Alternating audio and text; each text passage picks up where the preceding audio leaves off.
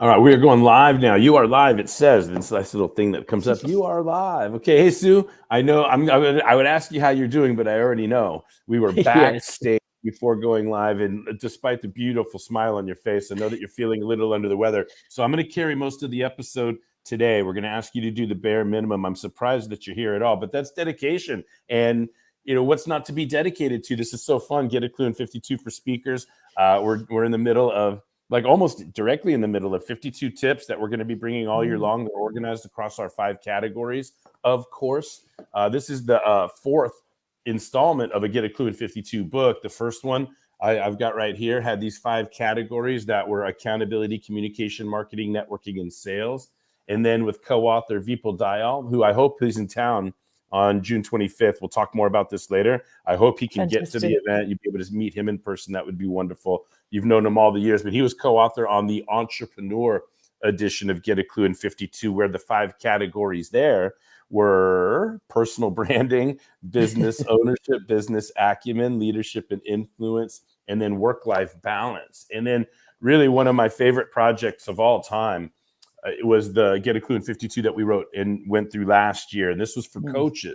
And the 5 categories here were self-promotion. We become a coach and promote ourselves as a coach. And then we got to get clients, or else we're not a coach anymore, right? You're not a coach if you don't have anybody. So then engagement was the second section. And then once they're engaged, it's motivation plus accountability equals results. So we had a section on motivation, a section on accountability. And then we ended with practice building, a lot of fun that we had with the 99 bottles of beer on the wall, the rhythm with which I wrote. The rhythm with which I wrote and read those tips. 12 accountabilities on the wall. It was so much fun at the end of last year that we actually took those and we lifted them and we repurposed them for our version of Get a Clue in 52 that we're going through this year. And this is the speakers edition. And now, we have to be transparent that it's actually for speakers and non-speakers alike. Today is a very special day because we're starting section 3 today. We've already been through 2 sections. So let me just set this up. The first section of the book, and by the way, let me do some banner stuff. Welcome to Get a Clue in 52 for speakers with Sue Mathieson, who's feeling under the weather, certified integrity game coach, coming to the United States. Just a little bit, just shortly, you're going to get on the plane. So hopefully you're feeling better for that. And she's going to be in San Diego with us. She's going to come down to San Diego June 25th. We'll talk more about that in a little bit for our event that we're doing. I'm Jeff Klubeck, of course, founder and author of The Integrity Game and Get a Clue. And, I'm a silly, jovial coach, world-class, but silly and jovial. Quick shout out to Lisa Reed, who wrote the foreword for our book preview. We're going to come back to Lisa in a little bit, too, when we talk about the June 25th. And then we're going to come back to Stella as well. Stella is my graphic designer. I was lucky enough to recruit her from this apprentice platform, and it just worked out. She's in the Philippines. She's been with me over 2 years now, and she did the interior design for this book, and her name is going to come up a little bit later on in our tip reading today as well. But the 5 sections for Get a Clue in 52 for speakers, we started off with section 1 is playing the integrity game. This is, again, repurposing of content a little bit, and that's the name of the game these days. And so the integrity game is this other book that I wrote that came out with a little over 2 years ago, and it is the personal and professional growth brand. And I always go like this because I see the 10-point model in my head, like the shoelaces, like, so I always go like this, I'm talking about the integrity game. And so we took, this is a parable that takes characters through these 10 concepts that I could, collected into a model for personal and professional growth. And what Sue and I did was we took those out and we isolated each of the 10 points on that model as the first 10 tips for being a speaker, or anything you want to do in life, right? Because what we're talking about is structural integrity, foundation, whether you want to be a speaker or a painter or a plumber or a graphic designer or a CEO or whatever, right? You want to know what's the reason for that, your purpose, your gifts, your potential. And so we went through the 10 points on the integrity game model to establish our structural integrity, our foundation. Now, what we're excited about today is that we're putting section 2 into our past. We finished it up last week, and it was all about bringing out your brand. So the analogy that we've been using, Sue, is kind of like building the framework of a home, and on solid foundation and framework, and sturdy and reinforced. And then section 2 is like paint it, decorate it, do the landscaping, interior design it. What's the feel that people have when they come to the home, right? That's what we're talking about. And so our foundation for being a speaker, and then our promises to the marketplace and our competitive advantages and so forth. We went through 10 tips on bring out your brand. And truth be told, those first 2 sections are really for anybody. Exactly. Yeah. Anybody at all. And so that's why today is special, because today we're opening up the section that's truly about speakers. And even though, as I say that, I bet tip number 1 today of this section, which is 21 overall, anybody is going to listen to this and say, yeah, it's not just for speakers, it's for anybody that has any form of audience, I would say. So yeah, speakers have audiences, but so too writers, so too do leaders of teams. If you put out a memo, in your organization to a cohort, to a high performance team, that's your audience, right? So in today's tip, we do get to like still hang on to this argument that this book is for everybody, even though by title it's Get a Clue in 52 for speakers. But be clear, in this section, probably 2 weeks from now, we start, we definitely start 8 steps, right? So tip number 23 overall is going to begin 8 steps to fearless public speaking. So 23 through 30, tips number 23 through 30 of this book are the 8 steps to fearless, but the 8 steps I've used to coach speakers all around the world, the 8 steps that I've used to get, college students past the fear of public speaking into a confidence and a voice and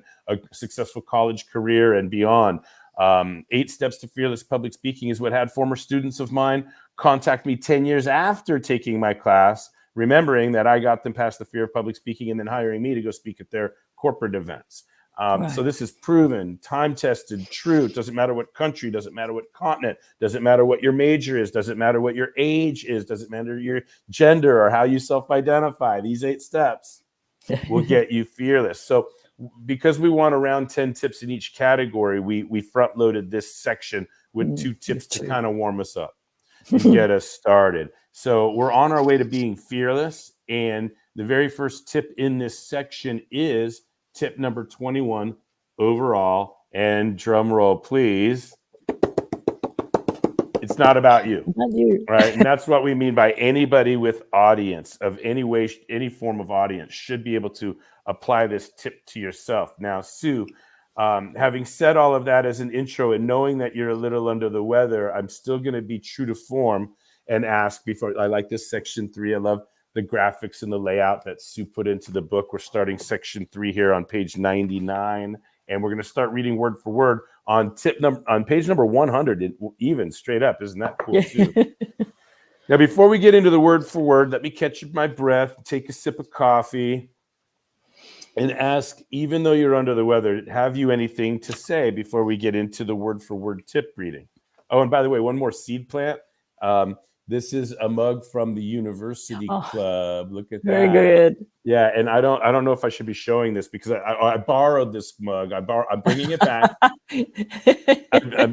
Okay. Have you anything to say before we get into the word for word? I like what you just highlighted in that. The tip that we're about to read, where it's not about you, we can apply that to when you're writing a memo to a team, when you are, I guess it's almost any situation where you are looking for engagement, where you are looking for influence, or you want a positive response. So it's how, what can you do to set that up? And I think this is what we're touching on here. So again, it doesn't, there's so many scenarios where this could be applicable.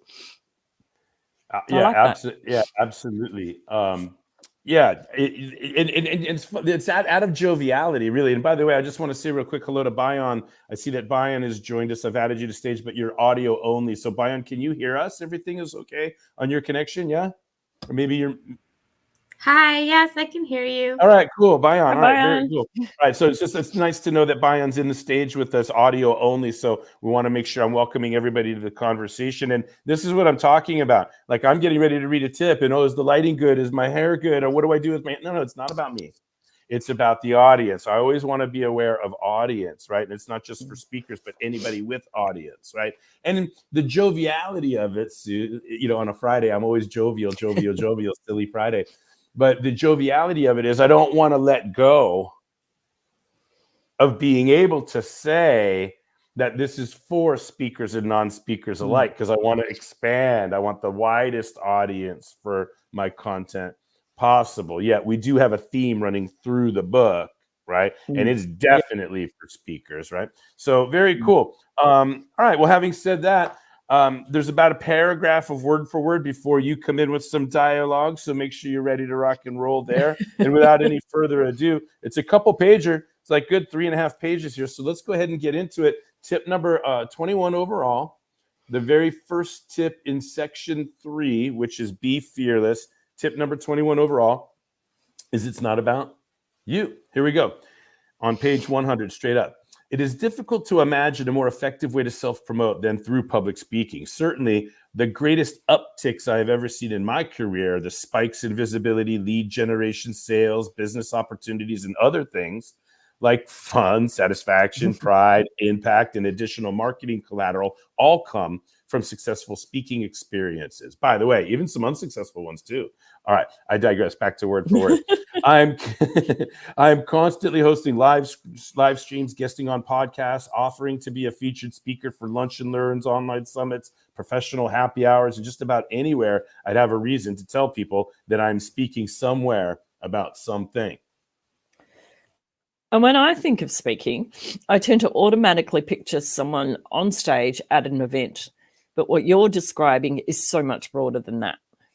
You're right, Sue. It is much broader. And you share an experience. You've shared an experience. I'm moderating the word for word now just to bring it into context, because it always shifts from reading word for word from the written, right? But you've shared an experience before that shows us why it's important to consider and integrate your audience into every speech. Sue, can you do it? Are you feeling up to it? All right, go for it. Yeah, no, all good. So, Jeff, when I first met you in Melbourne, you brought the room alive with your joviality, and you instantly built rapport with the audience by making the statement that you were grateful to be in Melbourne, with the long drawn out American emphasis on the born, then quickly stated, or should I say Melbourne? Everyone chuckled, and you had us in the palm of your hand because you got the pronunciation right for us. I know we are about to look at your 8 steps to prepare for speeches, but I'm curious how you prepare for that palm in your hand outcome. Will I be able to understand what makes it apparently so easy for you to be in front of an audience and lead them like that? And do the same principles apply in that setting as they do for some of the other environments you have mentioned? Yeah. Well, before I get to the word for word, I just want to say it warms my heart. I'll never forget that moment. And I know I'm going to read word for word and have some sort of practical answer in here for what you're saying. But real quick, I want to say, I don't know. I just want to say, I don't know. It's it just kind of comes to me. Like, I didn't pre-formulate that. I wasn't on the plane doing market research on pronunciations, dialects, and you know what I mean, like native and blah blah blah blah. I was just reading the room. I was just, because I was in the room for a while before it was my turn to speak, and I was listening carefully, and I was hearing, the way that you guys were saying it, and so your awareness. yeah, and so I just know that I don't know, this part of it is just my natural personality style. I just love people so much, and I just want to connect so badly, right? It could be, for blessing or a curse, right? But I never forget. It's like, oh yeah, I'm the American who showed up to Melbourne yesterday, but don't worry, 2 days from now, I'll be leaving Melbourne. And it was like almost like a stand-up comedian style addiction to feel like the uniformity with which you received what I was doing. And then everything else out of my mouth after that was going to be so well received. You leaning forward. We were connected the entire time. And then what was the next? Do you remember the next thing that my next goal, my next, like, not gimmick or trick but like what's different about me that I committed to and pulled off over the course It of time was being able to repeat all our names. That's right. I kept on engaging with everybody, and I kept on calling on people so I could hit what your name, and I just kept on like stacking it up. It's like, oh, he's got 7 names. Oh, he's got 13 names. Oh, he's got 21. And after a while, I think it was like 45 people in the room. And it was part of it was conscious, right? But I just want to be honest. Part of it is I don't know. Does it, you follow? And so anyway, here we go for the word for word. Good point, Sue. And before we get to the 8 steps, the first tip to discuss here is that it's not about you. Speaking is all about the audience. So my secret to getting the audience in the palm of my hand is to do everything I can to make sure they feel that I'm more concerned about them than I am about myself. Have you ever been in an audience where you noticed people on their phones? Maybe they were talking to the person next to them, or they were restless and fidgeting. Have you ever switched off when listening to someone speaking? That happens because the speaker hasn't engaged with you, the audience. They are more focused on themselves or the exact words they feel they need to say, or what they are selling, or how they look. They aren't mindful or sufficiently mindful of what is important for their audience. The speaker hasn't developed any situational awareness on and on. I have not always been successful at this. Early in my career, I made many mistakes on stage when I was too self-involved or concerned about mistakes. Now it's different. I'm all about my audience. Even when they think I'm self-involved up front, it isn't long before they know how much I care about them. In the example you cited above, my self-talk was, how can I let my audience know that I care about how to pronounce it? I'm sorry, yeah. How can I let my audience know that I care about how to pronounce it and that I want to pronounce it correctly and acknowledge that I am on foreign ground respectfully with some humor? That is my self-talk. That's what I wanted. I wanted to endear myself to you guys. Again, by the way, you remember what the third thing is that I tried to do? This is funny now, Sue. Are you ready? No, I can't remember. The third thing. It's like in the name of respecting my audience and wanting to endear myself to you and trying to be funny, and I'm the foreigner that respectfully, may I have permission to keep your attention at the front of the room. And then the second thing, like you said, I wanted to do is memorize as many names as I could and be able to popcorn around the room knowing everybody's names. The third thing, do you remember? Hey, is it okay if I use adult language with you, this audience? Is it okay if I use the ever? And then there was 17 F-bombs, like, oh, effing yeah, right. That was fun. Okay, here we go. Back to the word for word. It was fun. It was a great session. Lot of fun. Okay, here we go. If you recall, Sue, another commitment I had that day was to learn everyone's name, all 45 or so in the room by the end of the day. I was not afraid to get someone's name wrong because it was one step closer to getting them all right. And my willingness to try, to be vulnerable and to personally connect with everyone in the room was undeniable. Aside from what I'm saying or trying to do is the how that I do it. Here, and here's the Kluby snack, by the way. How we are saying what we are saying is, in fact, what we are really saying.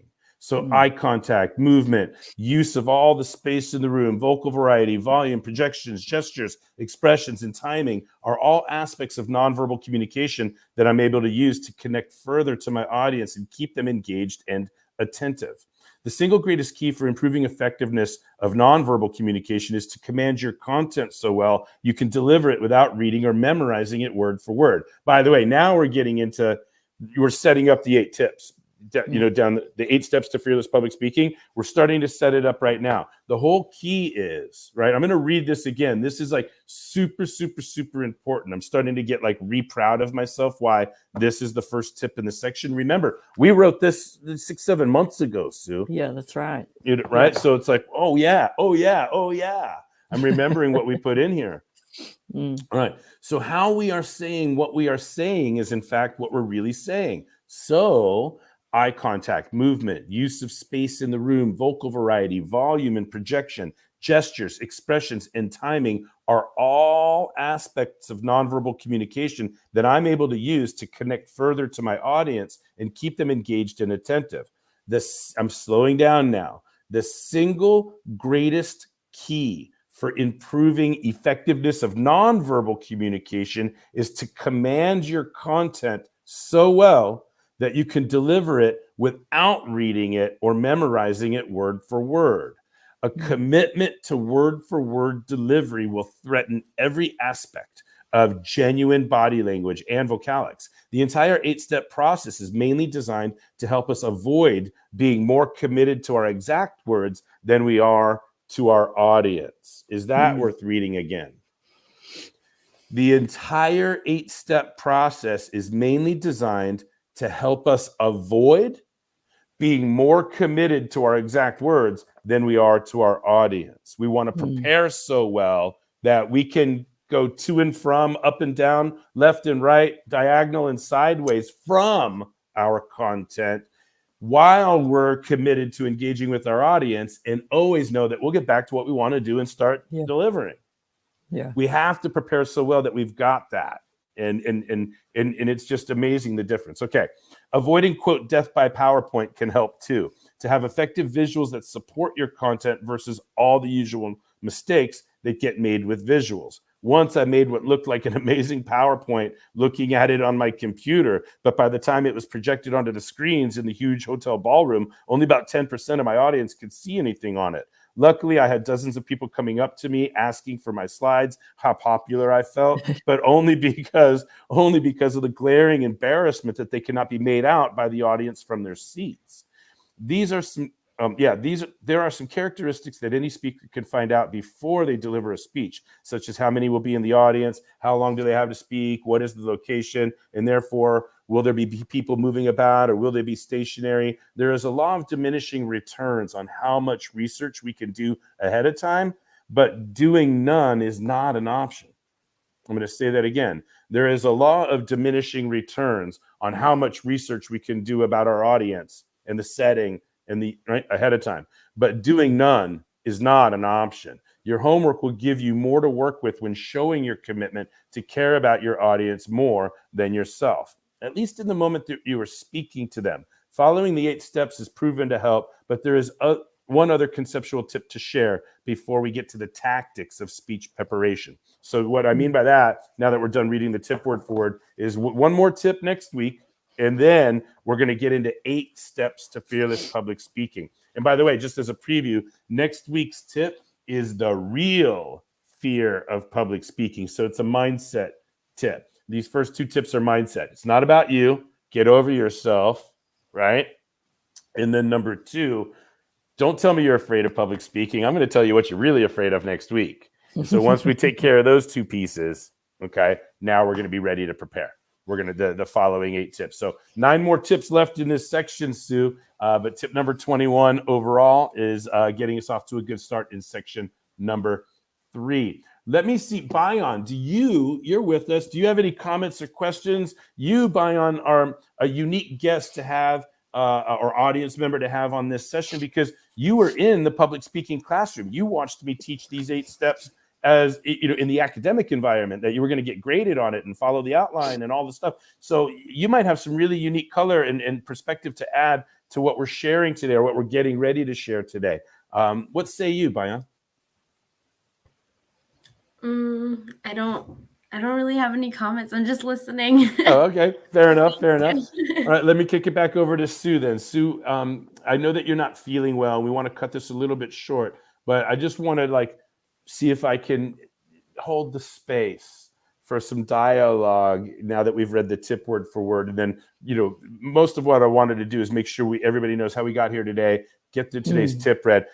It's really going to get exciting moving forward. I'm really looking forward to 2 weeks from now when we start 8 steps to fearless public speaking, which, by the way, is a little mini e-course that people can get access to. So we'll make sure that that's dialed in down the road. But the only thing I want to do left on today's live stream is promote June 25th and let everybody know what we're doing there. But before I do you have anything to say about today's tip number 21? Yeah, it's just to, I guess, again, to reiterate that this applies to whether you're in a formal speaking environment or you're in another situation. And what comes to mind is, as part of a specific project, I've been doing quite a lot of presentations in a online workshop environment. And because I do know my content really well, I'm able to tailor the conversation to suit the audience, because each of these presentations is a slightly different focus for the group. They have a different emphasis. Like the core information remains the same, but there's parts of it that are more relevant for one group versus another. And so it's been able to work with that and to make sure that they're engaged and they're getting the best value out of the conversation, and that I'm giving them opportunity to raise their concerns, have their questions answered. So being able to do that comes from knowing my content.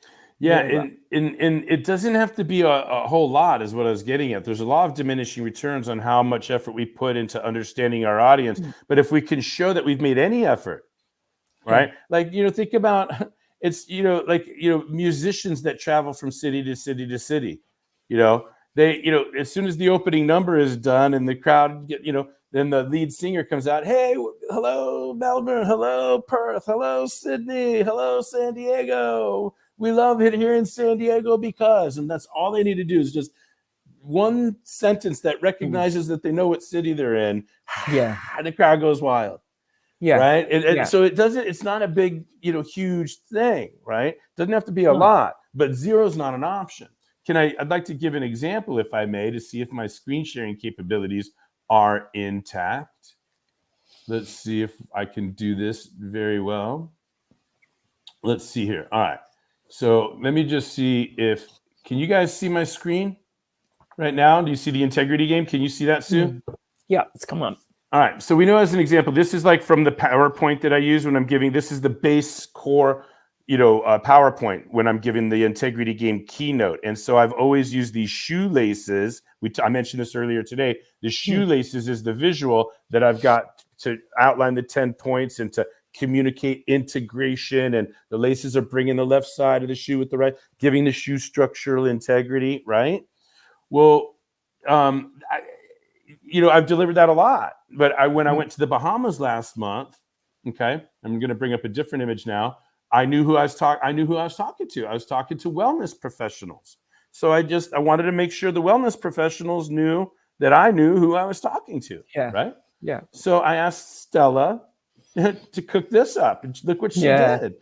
Right. Yeah. It's brilliant. And it's the same. I get to make the same metaphor. Like, hey, what's the rib cage doing? It's protecting our livelihood, protecting our central nervous system, and any subluxation, any compromising to this rib cage can put something out of integrity. Now we're favoring. Now our hips are out of place because everything out of integrity invites everything else to be out of integrity. And it was just so amazing to watch her come up with these images it was amazing the response I got, because I dropped in the normal shoelaces when I was communicating the model, and all I had to do is take this slide and drop it in behind to show them how this relates to you.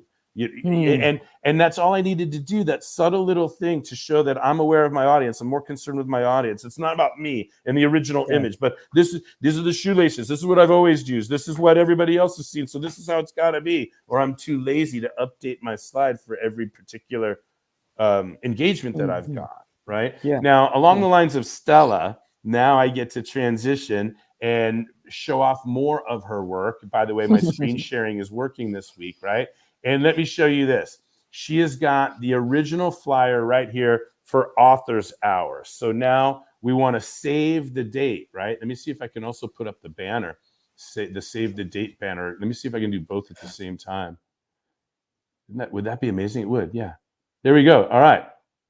So save the date. We're looking at Authors Hour right now. The event is coming together. I mentioned last week, I was so excited that we've got our panelists in play. But this is, Sue, you said, I'm coming to town. Can we do an event? And so I went to the University Club where I'm a member and said, hey, can we reboot this Authors Hour concept that I tried to get off the ground in 2022? And it had a little bit of success, and then it fizzled out because there's some personnel changes. It's multi-determined. A couple of different things happened. And now your arrival in the United States, wanting to come down to San Diego, if we could put together a classy event that's got some good programming and otherwise, just a fruitful evening networking event. One of the things I love about this is we're going to be raising money for the Lamp of Learning Scholarship. I love that it's me taking good advantage of my club. The University Club is beautiful for pictures. It's the top San Diego downtown, like the highest point in San Diego.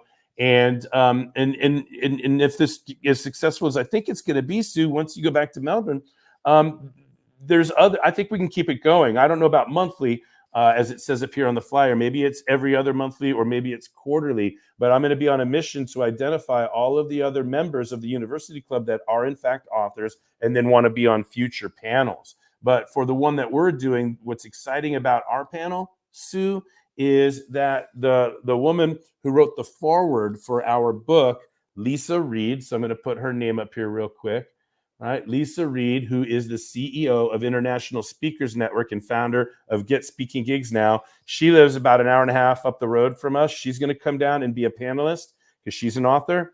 And then in her monthly meetings at International Speakers Network is where I met Diane Forster, who is an international best-selling author, and she's an award-winning TV host, and she's on a mission to empower women by helping them become hosts of their own TV shows, which is the same thing that we're doing here with the books, is like repurposing content. And you can't just see yourself as an entrepreneur these days. You have to see yourself as a media company, right? You have to produce content. With AI coming, right? You're either going to be consuming or producing. AI is either going to be telling you what's out there or finding what you've put out there and telling it to other people. Does this make sense? Anyway, I can go on and on and on about how powerful Diane is, but I met her through Lisa, and Lisa wrote the foreword. So that's the through line of connection for this empowered women panel of authors who, anyway, let me put up these graphics too, because I'm showing off Stella again. Stella's work. Yeah. So this comes back to Stella one more time. So can you see my screen now? What do you see on my screen? Yeah. So the new author's hour. Yeah. So I Images. can't see what I can see here. Okay, good. All right. You see it. So I'm just going to roll through this so you can see how good this looks. So this is, Diane's got 2 books, by the way. So we had to do it both. So one style of image for promo graphics is for the individual author to say, hey, look, I'm going to be featured on this thing, and Jeff Klubeck is interviewing me, right? And then we did it for each of her books. Right. And then, of course, we did it with both books. And then here's the one with Lisa, and here's the one for all 3 of us. And where's the one with just you, Sue? There. There it is. Yay, whoa. So the idea is, Sue, you could take this one and you could put it out on your social channels, and you can email it to your database. And you can say, hey, everybody, I'm going to be in the United States. I'm going to be a featured author on this panel that my coach, Jeff Klubeck, is hosting. And it's going to be great. And watch for the pictures and keep tuned, whatever you want to do. Or you can then later on say, guess what? I'm on this amazing panel with 2 other amazing women, and Jeff's going to be the host and bring out our brands and help us talk about our journeys as authors and publishing and marketing the book. So now you have a couple of options that you could put out. You can associate yourself with your panelists or me, and you could stagger it out. So we're thinking about audience. What does your audience want to see in a promo graphic? You follow? In me putting this event together, my panelists are my audience, and now your audiences are your audience. So we want to think about, it's not about us. Yeah. Does that make sense? Everything we do has to be with the audience in mind. And so I'm really happy to share all of that. And let me just put this back up on the board. Save the date, right? For June 25th, when Sue is in town. We're going to talk about Get A Klu in 52, but in the context of Authors Hour. And what the other thing is cool about this, like authors, we get authors copies of our books, very affordably, right? And so any author that's on a panel, they could bring authors copies to the event. And now the first hour of the event, there could be book signings for different authors that are there. Other authors that maybe not even be on the panel that month or that event, but they've been on the past or will be in the future. They could show up, donate books, and be part of the networking hour. I imagine a bunch of what is it? Where bar tables, where an author is 6-7 authors standing at 6-7 bar tables with a stack of 20 books, saying, "Hi, hey, this is my book. No, I'm not on the panel tonight, but I will be in the future. But I bought books to donate." if you want one, there's the QR code. Scan the QR code and make a donation to the Lamp of Learning, and I'll be happy to sign a book for you and tell you what it's all about. And I hope you come back when I'm right. So now I want to create like a book signing kind of forum for the networking hour, and then the second hour is the author's hour, where I facilitate a panel style discussion that could be part mastermind, where people attending the event that have a book inside of them, or they've been working on a book but haven't gotten it over the finish line, or how do I publish, or which way do I go here, or how do you deal with writer's block, or should I self-publish, or should I try to market it to a publisher, or how do you market the book, how do you sell the book, how do you incorporate the book into your other products and services, and then right, so then I can facilitate mastermind for anybody that's got a book inside of them that wants to get it out. So I'm excited about this, Sue. Like really, really, really excited that you're coming to town. And the other part of it is like, if you don't ask, you don't get. But like, look how much I'm putting into you just saying, "Hey Jeff, I'm coming to San Diego. Do you think we can do an event?" True. Yeah. So I think that's it. I think we got through the tip. We've introduced the section that we're in. We're off and running in this section number 21. We've previewed the event that's coming up. We've given praise to Stella. We've given praise to Diane and Lisa. We've heard from Bayan. Hi, Bayan. It's great for you to be here. So I don't know if there's anything else to do except last call. Comments, questions, jokes, riddles, haikus, limericks, or expressions of gratitude. Last call for tip number 21 overall. Well, just quickly to say, it is great to be here, but I am fading. I'm starting to feel pretty. Yeah, I just want to let you know, right, in the future, if you ever like stay in bed, I'll read your part.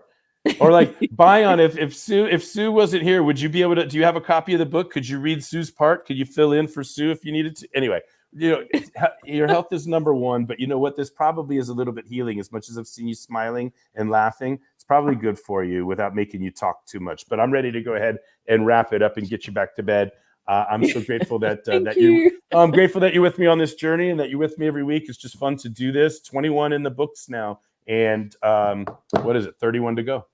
Yep. No, it's been a fabulous journey so far. So I thoroughly enjoyed it. All right, Bayan, before we dismiss, do you have anything? Maybe is it too much pressure to ask what was your favorite thing about today's tip reading? Sue, I'm with you. I'm also sick. Oh, geez. I feel you. All right. Well, I got enough energy for all of us. Don't worry about a thing. You guys take care of yourselves, and I'm just going to keep on energizing the world one tip at a time. I don't know what to say. All right, you guys. Thank you so much. Tip number 21 is in the books. We'll see everybody next week for tip number 22 overall, the real fear of public speaking. Get down, roll up your sleeves, and get ready for next week. All right, everybody. Have a great weekend. Brilliant. Bye-bye You too. Thank you. See you, Bayan.